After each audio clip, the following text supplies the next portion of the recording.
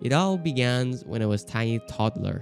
My memory is kind of fuzzy and hazy, but mom says I was around 3 years old and our country was going through some post-war turmoil or something. That was when I first started tickling the iris. Wait, doesn't that sound like a typical anime we all know? Which one? Yeah, that sounds about right. Except I didn't have the cute violin girl to give me the push I needed.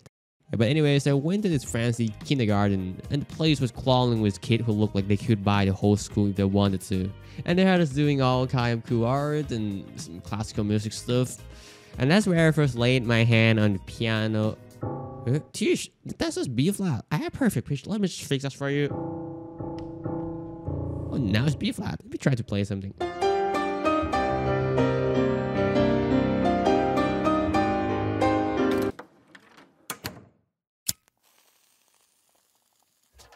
As I grew up, I found myself diving deeper and deeper into the world of music. I even started composing my own pieces. But when I was about 10, I started losing my passion for playing the piano. It felt more like a boring chore. I have to drag myself to practice. It was about as exciting as doing dishes after a big meal. But then out of nowhere, this guy named Claude Debussy came into my life and turned everything around. His music was all about creating mood and atmosphere, giving me a tons of inspirations. So high school rolls around and I'm still totally into music. But my dad, like any typical Asian parent, is dead set against the idea of me making a career out of it. He wants me to be a doctor, lawyer, or something boring like that. I'm not gonna give up that easily. I have my mom, totally supportive. She tell me that, oh, if you want to do that, just go for it. And I bet she knocked some sense into my dad when he was looking around. And you know what? Eventually my dad comes around and lets me pursue music after all. Like, oh son, you can do that. Okay, I appreciate it. So I ended up going to Tokyo University of Arts. And once I graduated, I headed out to New York in the early 90s. As the year went by, I made a ton of songs and yeah, some folk thought I was a bit of weirdo when it's come to music. Why? Well, let me show you this.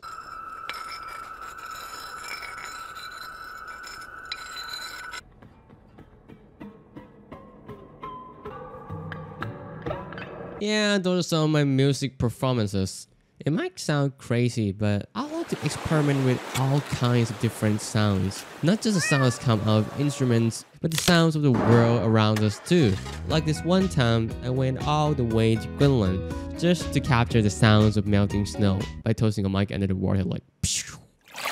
Sometimes you just have to be a little nuts to do what you love. One day, I was getting ready for a concert tour in Japan when I got a call from my doctor. Hey, Sakamoto. Oh yeah, doc. What's up? You've got stage 2 throat cancer. What the f? I was so sick, so weak, I couldn't even bring myself to play piano. And it hurts so much every time I eat some food, talk to someone, or even swallow my own saliva. But you know what, even worse? I can't even enjoy music anymore. It's like when your family brings your favorite food, but you just can't bring yourself to eat it because you're too sick like a bread noodles. For me, music is like my energy, the thing that drives me forward. But now, it doesn't feel the same, it's depressing.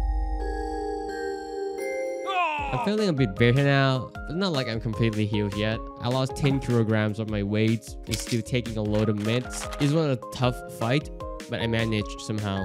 And just when I thought things couldn't get any crazier, a Mexican director that I really admire a lot barged in and said this to me. Ven a Los Ángeles conmigo. So he hits me up with a request to write music for his film, The Revenant. This movie is all about nature and how brutal it can be. So I have to make sure that my music actually match with the raw beauty of nature and the cool intent visuals that Alejandro and his crew capture so perfectly. This was a huge project and my body was far from being in good shape, but still I couldn't resist working with such a talented person. But the thing is, I used to be able to work for 12 to 16 hours a day without breaking a sweat. But after my treatment, I could barely work for 8 hours a day. Stress and pressure were all over me like swarm of bees. So I sent an SOS to my friend for the first time in my life. Like,